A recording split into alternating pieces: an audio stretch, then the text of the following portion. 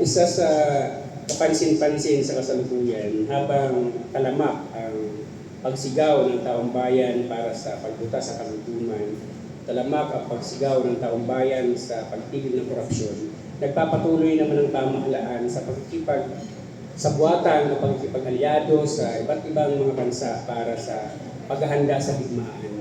Napakalaking pera ang kailangan para sa pagpapaunlad sa ating agrikultura, pero ang pera na dapat sana para dito ay napupunta sa korupsyon at napupunta sa pambili ng armas panggera. Ito ay isang palintuna na direksyon ng ating bayan habang wala namang deklaradong kalaban ang Pilipinas. Pero ang pera, bilyon-bilyon, trilyon pa nga ang nauubos para lang ipambili ng armas panggera, pandigma.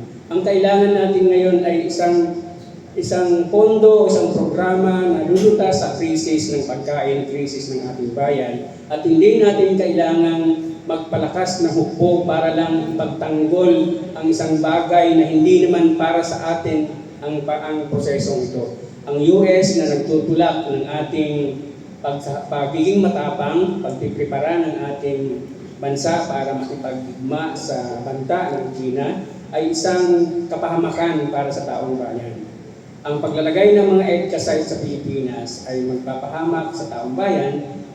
Saan man ito tingnan, ito ay isang mitya ng ating pakikidigma sa isang bansa na hindi naman tayo hinidigma, pagkos tayo nga ay sila nga ay nakikipag-usap para sa kaayusan, pero ang ating bansa ay handang-handa. Sabi nila, handa tayo na ipagtanggol ang ating soberanya, handa tayo kahit na isang pulgada ng ating karagatan, di natin ipagkakaloob.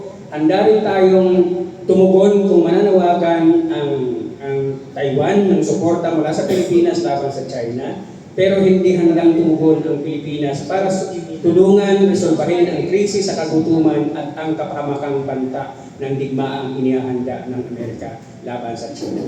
Yun po ang aming testimonya bilang mga mangisda, dahil hanggang ngayon hindi kami nakakapangisda. Dahil sa takot namin na madamay sa digmaan o sa banggaan ng mga malaking bansa na ang ginagamit ay ang mga Pilipino, at ang higit sa lahat ang nawawalan yung mga mangisdang doon umaasa ng kabuhayan na ngayon ay hindi nakakapunta doon at nagkatsaga sa ating baybaying dagat na wasak na at sira na dahil sa kapitalistang pandarambong sa ating bayan. Yun po, kaya ang panawagan namin, itigil na itong mga pagtatangkang ito, itigil na ng Pilipinas ang kanyang pagpusturang napakatapang at mapanumba. Pagkos, harapin niya ang problema ng korupsyon, harapin niya ang problema ng kagutuman, lutasin ang katapusan sa pagkain, paunlarin ang lokal na industriya, at itaguyod ang pambansang industrialisasyon ng ating bayan.